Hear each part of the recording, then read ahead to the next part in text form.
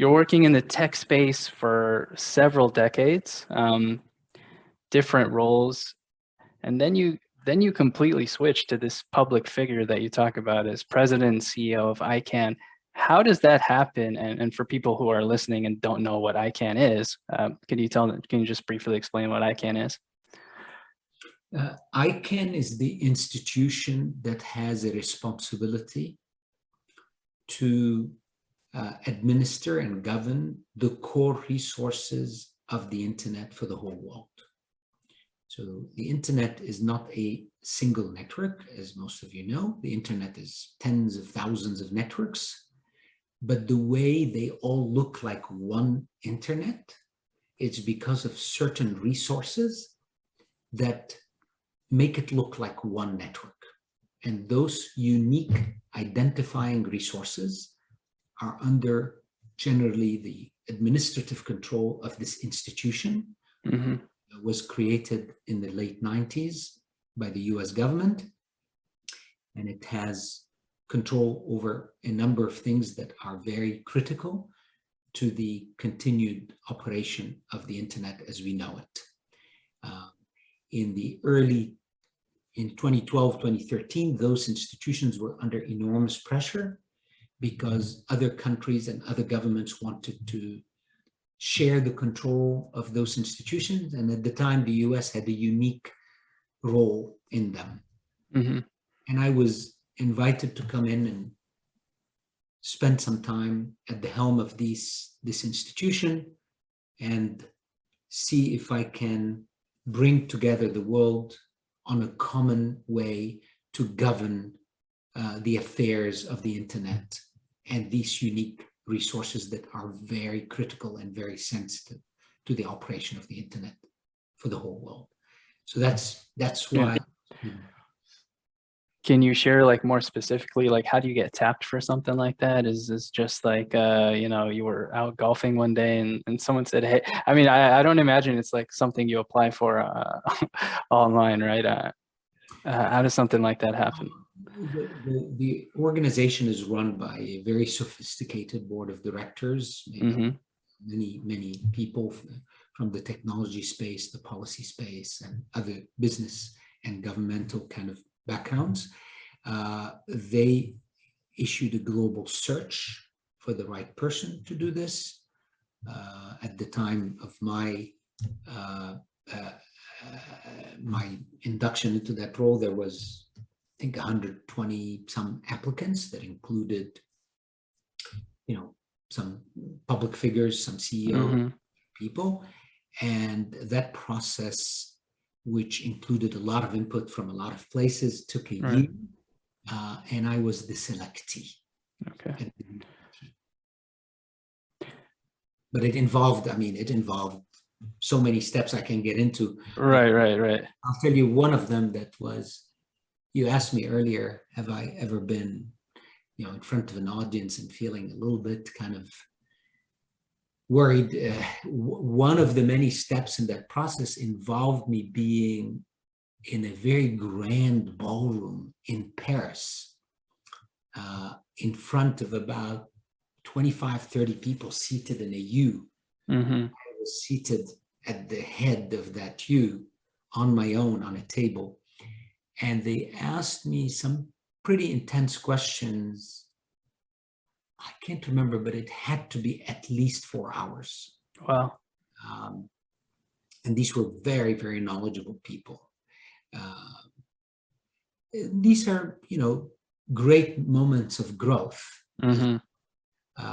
And I was, again, very fortunate. And I'll tell you one last thing about that process that I always cherish. When I was selected, there was a second person in the selection process who was the second person in line, let's say, and there was a third person in line. And when they told me I am the selectee, I'm the one they want, I had some things happen in my business in the year since that process started that prevented me from joining. Mm-hmm. I couldn't. So I responded after all of this and I said, listen, I'm terribly sorry, but I won't be able to take that role.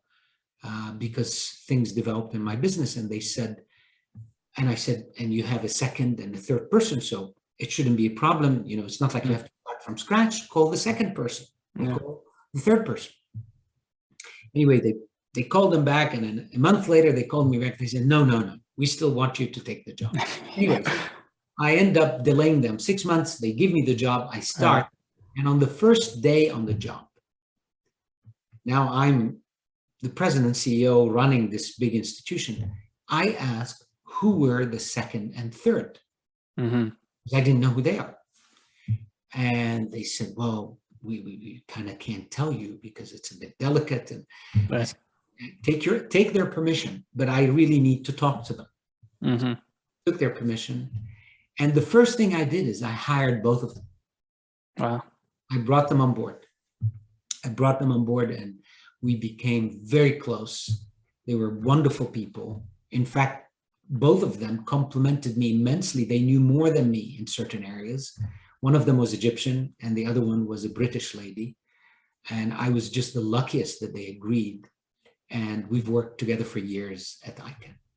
Why'd you do that? I'd imagine some people wouldn't want those who were rivaling for the the top position to be, you know, right there, you know, arm's length away. I mean, to be frank with you, I felt that they would be great if they went through the year process, and 100 plus people, and they were right up there. They must be superb people. Right. They were already vetted for you. They're vetted. They loved the organization. The organization loved them. And yes, maybe, and in fact, some people called me and said, "Are you nuts? You know, you're hiring your competition?" And I said, "Yeah, precisely. I think, you know, if I can create an environment where they're respected and they feel that I treat them, you know, as equals, and I could be first amongst equals, but we're all equals." And they joined me, and I never looked back. It was a fantastic decision, and they helped me become a much better president CEO. So you went through what sounds like a long, grueling kind of process to get this position, which tells me you must have really wanted it. Why did you really want this role? I actually, you know, frankly, this is a little known fact, but I didn't even apply. A friend of mine put my name in because he told ICANN at the time that he knows me and he knows I'll be perfect for the job. So he put my name and informed me later. Good friend. I told him, fine, you know, I have a business and I'm running it, but I'll indulge the process. And then I got some calls from different places I can't discuss, but basically that encouraged me to carry on with this. And I'm glad I did. Actually, I'm glad I did. ICANN has been a very enriching experience for me, and I learned a lot from it. A lot of my talent and my network was used well, and I've increased my assets and learning immensely at ICANN. I mean, I was dealing with things that no typical engineer or CEO would deal with. Meeting with, you know, presidents of countries and heads of large institutions like the OECD and others, the IMF, and discussing with them the importance of what we're doing and getting their support.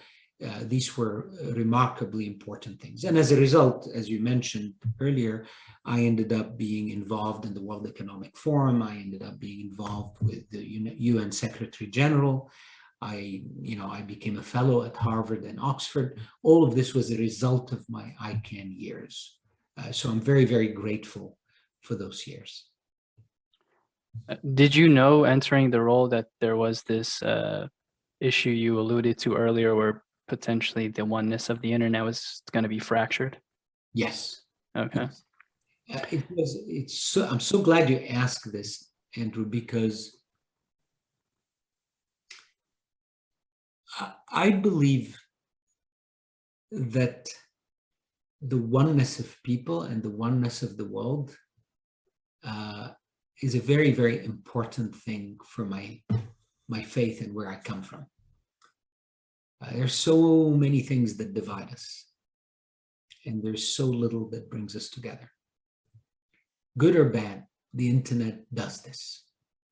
I had the very, very, very special privilege of meeting with Pope Francis one-on-one recently to discuss this and to discuss some of those things. And he, once again, just with his wisdom, sees what this internet brings to unite us as people and what it obviously brings to divide us. But I was very driven by this mission, that keeping the internet together as a unifying platform, while sometimes leading to unforeseen things or things that hurt.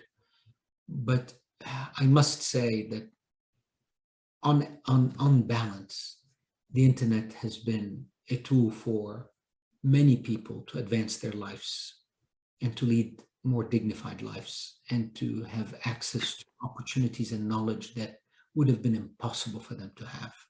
Right. And for that, I'm very grateful that I had a very, very, very tiny role for a few years to ensure that the internet did not get broken up.